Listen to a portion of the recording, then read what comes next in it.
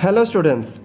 तो बच्चों आज का हमारा टॉपिक है effect on parallel plate capacitor with a conducting medium, या फिर हम क्या बोल सकते हैं विद की जगह due to a conducting medium, कि आखिरकार हमारा पैरेलल प्लेट कैपेसिटर पे क्या अफेक्ट पड़ेगा जब हम उसके बीच में एक कंडक्टिंग मीडियम लगा दें।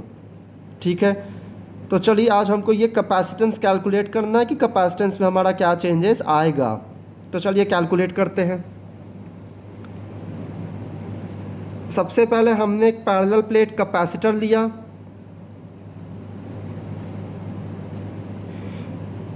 अब बच्चों माइनस साइन आपका इस साइड में होगा, लेकिन डायग्राम ईजिली आप समझ जाओ इसके लिए मैंने क्या काम किया है कि मैंने दो पैरेलल प्लेट कैपेसिटर को लिया है। ये आपका माइनस साइन एक्चुअली में इस साइड में बनेगा बिकॉज पॉजिटिव हमारा लेफ्ट साइड में है। अगर आपका ये पॉजिटिव राइट साइड में होता तो आपका ये माइनस साइन फिर राइट साइड में होता। तो चलिए डेरिवेशन की बात है, हम डिराइव करते हैं क्योंकि आखिरकार हमें कैपेसिटेंस निकालना है। इन प्रॉपर्टीज़ के बारे में हमने पहले लेक्चर्स में डिस्कस किया हुआ है। ठीक है, तो पैरेलल प्लेट कैपेसिटर के बीच का जो आपका विड्थ है या थिकनेस है, इसको हमने कितना ले लिया, डी ले लिया। ठीक है, अब इस केस में अगर आप पोटेंशियल निकालोगे V, कि आपका पोटेंशियल V किसके इक्वल है।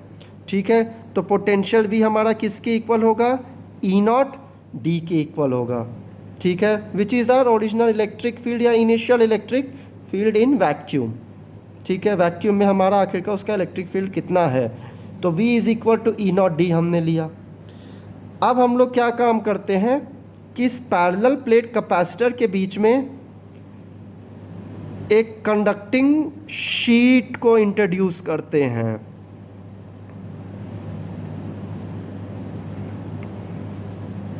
तो यहाँ पे हम क्या कर रहे हैं, हम एक कंडक्टिंग शीट को इस पैरेलल प्लेट कैपेसिटर के बीच में इंट्रोड्यूस कर रहे हैं।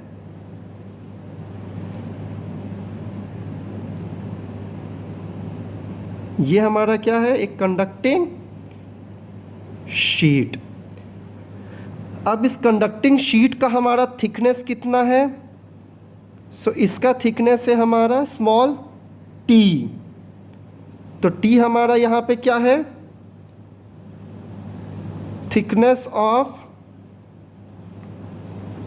कंडक्टिंग या कंडक्शन शीट।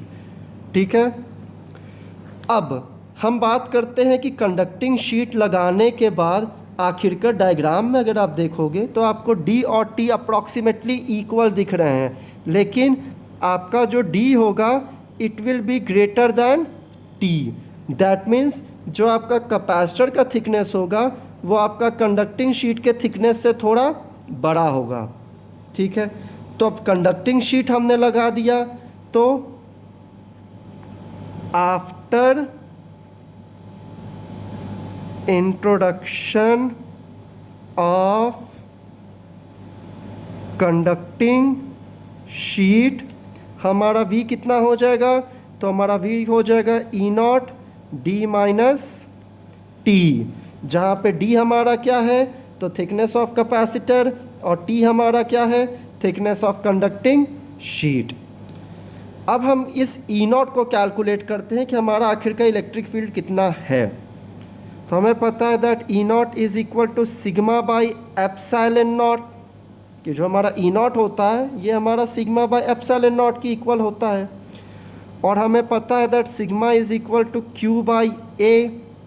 तो इस सिग्मा की वैल्यू को हम यहाँ पे सब्स्टिट्यूट करेंगे, तो फिर हमें E नॉट की वैल्यू हमें क्या मिलेगी, that E naught is equal to Q by A epsilon naught. तो हमें E नॉट की वैल्यू मिल गई which is equal to Q by A epsilon naught. अब इस E नॉट की वैल्यू को हम इस इक्वेशन में सब्स्टिट्यूट करेंगे, तो फिर हमें V की वैल्यू कितने मिलेगी, तो V is equal to Q by A epsilon naught multiplied by D minus T। ठीक है, E नॉट की value Q by A epsilon naught multiplied by D minus T। तो ये हमारा क्या हो गया, इसका पोटेंशियल। अब हमें कैलकुलेट करना इसका कैपेसिटेंस, कि आखिरकार इसका हमारा कैपेसिटेंस C कितना होगा। ठीक है बच्चों,